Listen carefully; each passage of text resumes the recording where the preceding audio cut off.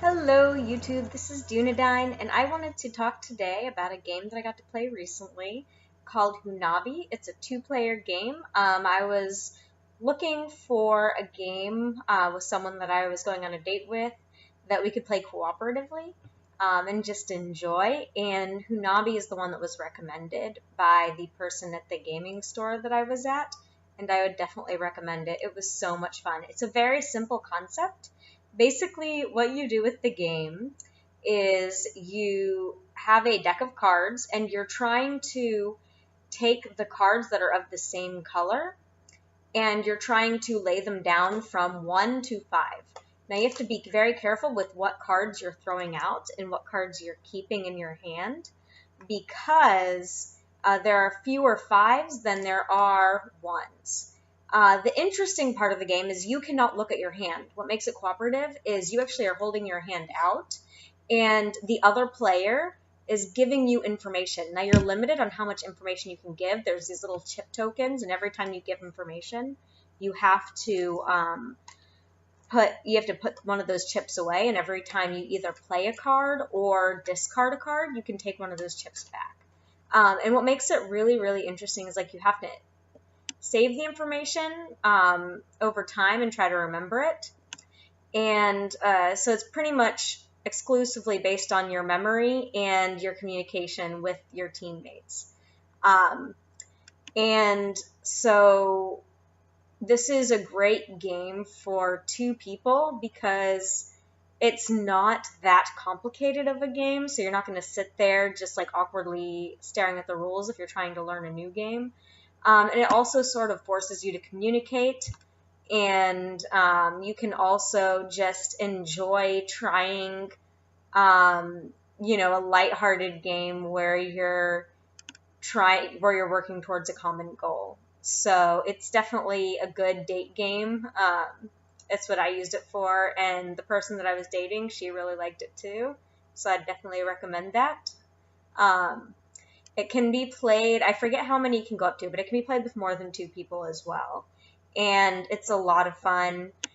It's like I said, it's a very simple concept. It doesn't, it's much more engaging than the simple concept itself would suggest. And it's a lot more challenging too than the simple concept itself would suggest. And the reason is because of the memory component.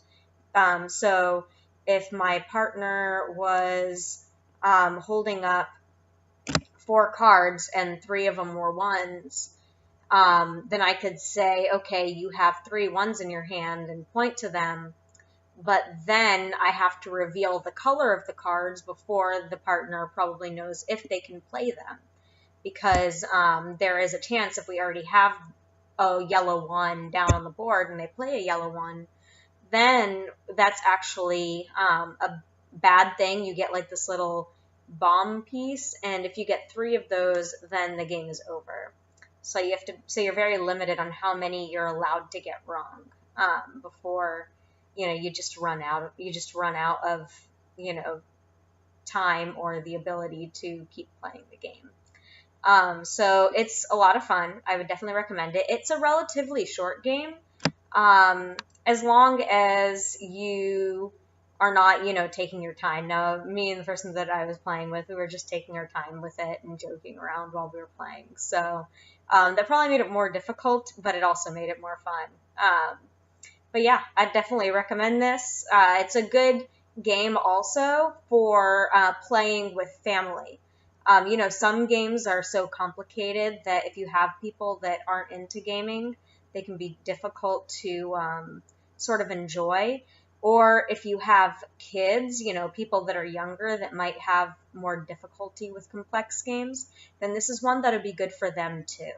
And also if you have kids that are siblings that might get really competitive with each other, here's one where they can actually work together as a group. They can actually help each other in a game and succeed together or fail together rather than compete against each other. So again, it's a great game. It's not that expensive either as far as games go, which is nice. I'll include a link to Amazon. I believe. Let me look it up. How much it costs on Amazon right now. Let's see. It's $10. It's $10. You can't do better than that for the type of game that this is, right? Like some games are like $50.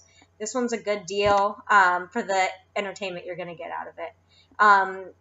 It's not the most versatile game. It's pretty much the same thing, but it is sort of a stepped up version of a family type game, sort of like Uno or something like that. And it's definitely one that you can play as a group without anybody that's competitive, sort of either like pushing other people out of the game or not enjoying it as much, or making it not enjoyable, or not enjoying it as much yourself if you're competitive.